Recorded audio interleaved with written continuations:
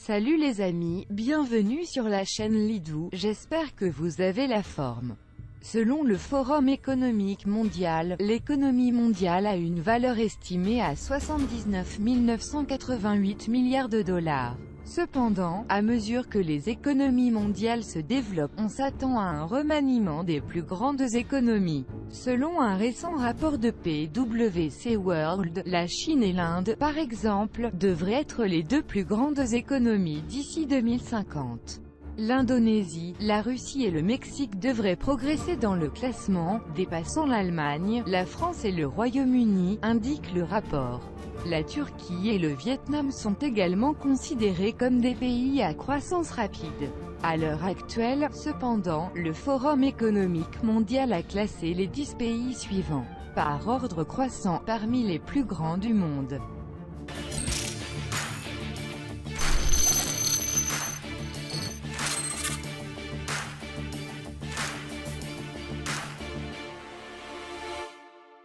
Le Canada, la 10e plus grande économie du monde, juste devant la Russie. De 1999 à 2008, le Canada a affiché une forte croissance économique et son PIB a augmenté de 2,9% par an en moyenne, en raison de ses liens économiques étroits avec les États-Unis. En 2008, l'économie canadienne a subi de plein fouet la crise économique. Le Canada a toutefois réussi à se remettre rapidement de l'impact de la crise, grâce à une politique budgétaire saine d'avant la crise, à un système financier solide, à un secteur extérieur relativement robuste et à la vigueur économique de ses provinces de l'Ouest riches en ressources naturelles. Depuis 2010, la croissance a repris. Entre 2010 et 2013, l'économie canadienne a cru de 1,4% par an en moyenne. Après la fin du super cycle des produits de base, l'économie canadienne a été durement touchée, mais elle s'est lentement rétablie ces dernières années, enregistrant une croissance plus rapide que celle de tous les pays du G7 au deuxième trimestre de 2017, taux de croissance annuel de 2,2% en 2018. L'Italie est la 9e économie mondiale, mais le pays souffre d'instabilité politique, de stagnation économique et du manque de réformes structurelles, qui la freinent. Avant la crise financière de 2008, le pays tournait déjà au ralenti. En effet, l'Italie a connu une croissance moyenne de 1,2% entre 2001 et 2007. La crise mondiale a eu un effet de détérioration sur l'économie italienne déjà fragile. En 2009, l'économie a subi une forte contraction de 5,5%, la plus forte chute du PIB depuis des décennies. En 2012 et 2013, l'économie a enregistré des contractions respectives de 2,4% et 1,8%. Toutefois, elle s'est progressivement améliorée ces dernières années. Néanmoins, il continue de souffrir de nombreux problèmes structurels de longue date, notamment un marché du travail rigide, productivité stagnante, taux d'imposition élevé, un volume important, quoiqu'en baisse, de prêts improductifs dans le secteur bancaire, et dette publique élevée. Ces faiblesses restreignent le potentiel de croissance du pays, maintenant ses perspectives de croissance inférieures à celles de ses pairs européens. Selon le FMI, le PIB nominal de l'Italie devrait atteindre 1 930 milliards de dollars en 2018, soit une hausse de 1,3%. Au cours des 10 années qui ont précédé la crise économique mondiale, de 1999 à 2008, le PIB du Brésil a augmenté de 3,4% en moyenne par an. Cette croissance est due en partie à la demande mondiale de produits de base brésiliens. Après avoir connu une croissance formidable en 2007 et 2008, l'économie brésilienne s'est contractée de 0,3% en 2009. Alors que la demande pour les exportations brésiliennes basées sur les produits de base a diminué et que le crédit étranger a faibli. Toutefois, le Brésil a fortement rebondi l'année suivante, enregistrant une croissance de 7,5%, soit le taux de croissance le plus élevé enregistré par le Brésil depuis 25 ans.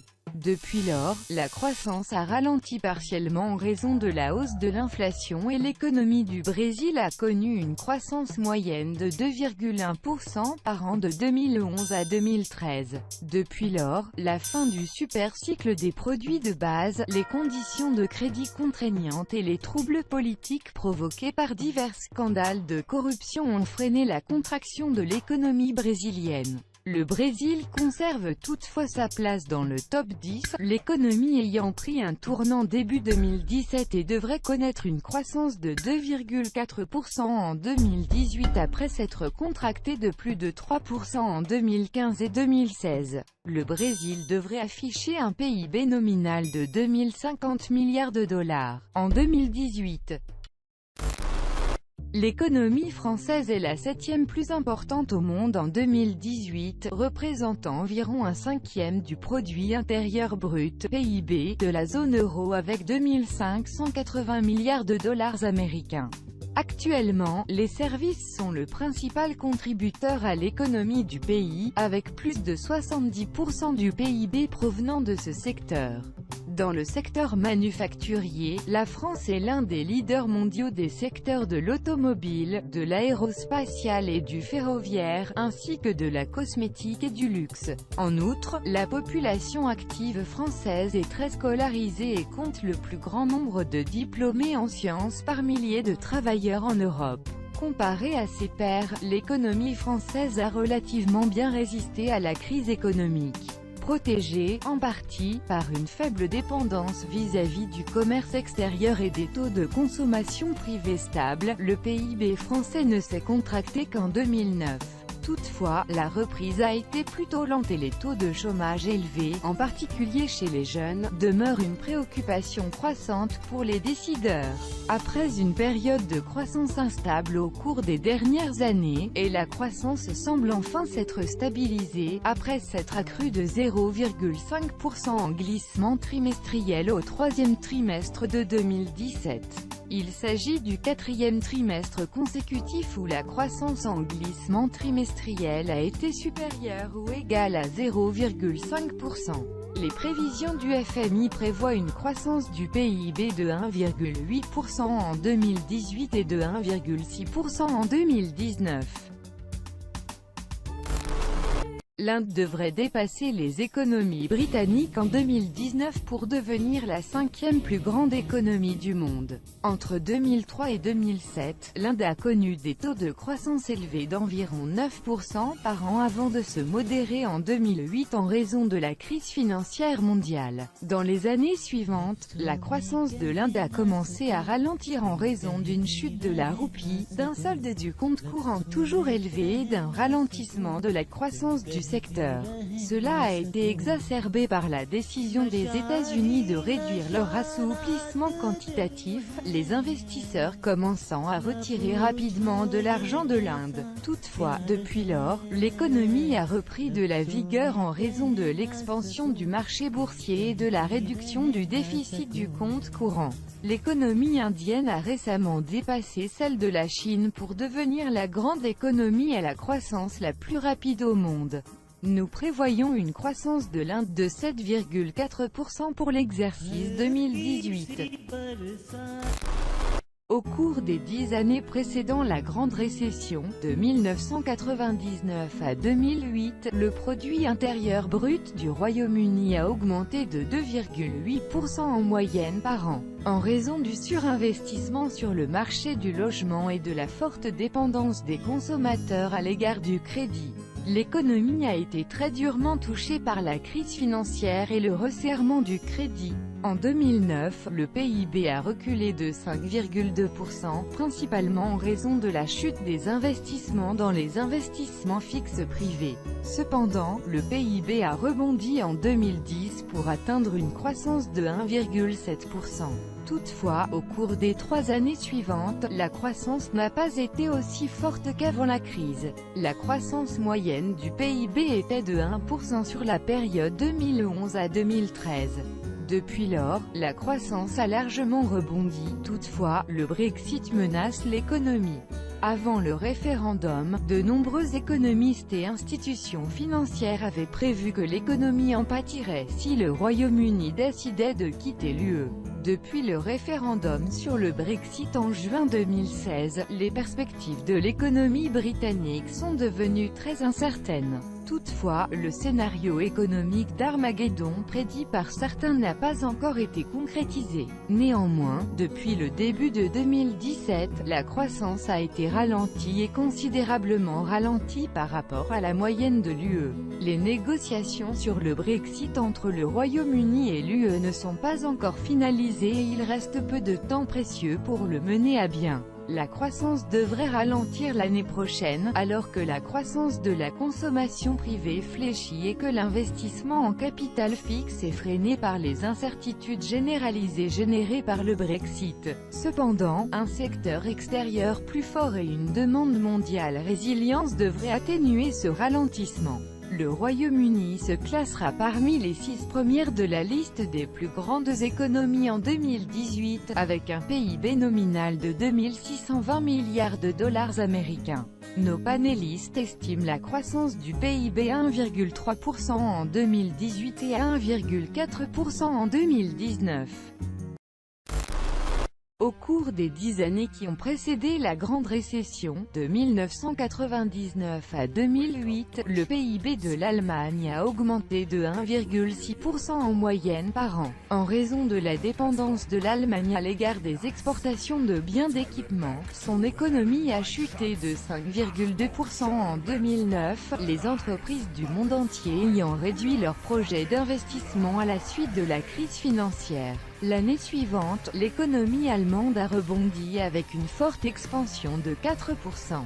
Les années suivantes ont été éclipsées par la crise persistante dans la zone euro, qui a pesé sur la demande dans les pays du sud de l'Europe. En conséquence, l'économie allemande a progressé à un rythme peu soutenu chaque année entre 2011 et 2013. L'économie a rebondi depuis, de même que l'économie de la zone euro, et elle conservera sa place au 4e rang. Selon nos prévisions pour 2018, le PIB nominal de 3 680 milliards de dollars figure sur la liste des plus grandes économies. Selon les analystes, l'Allemagne enregistrera une croissance de 2% en 2018, soit un niveau légèrement inférieur à la prévision de 2,1% pour 2017. L'économie japonaise se situe actuellement au 3e rang en termes de PIB nominal, qui devrait atteindre 4 870 milliards de dollars en 2018.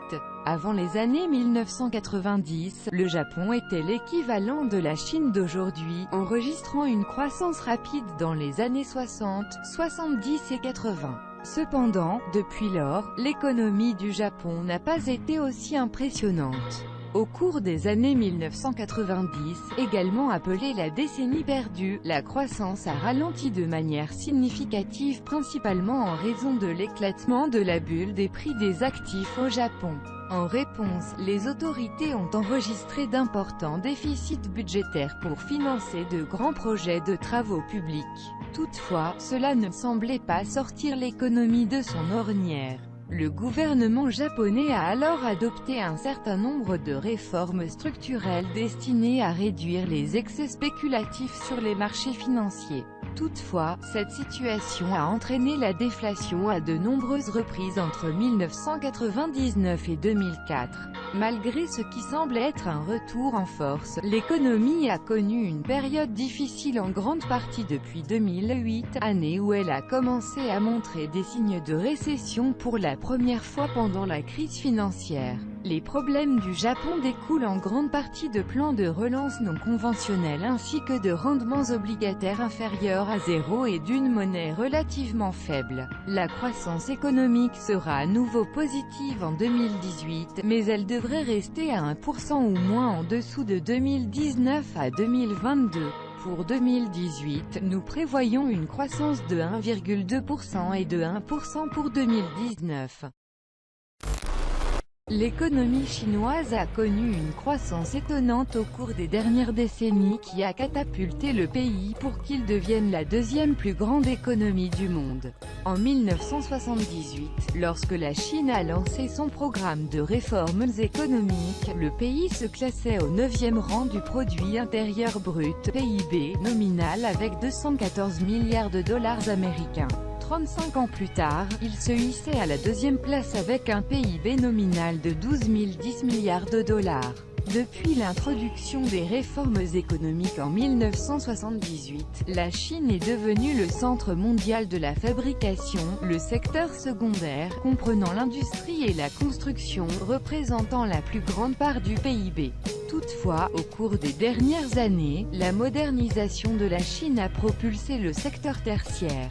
En 2013, ce secteur est devenu la plus grande catégorie de PIB avec une part de 46,1%, tandis que le secteur secondaire représentait encore une part non négligeable de 45% de la production totale du pays.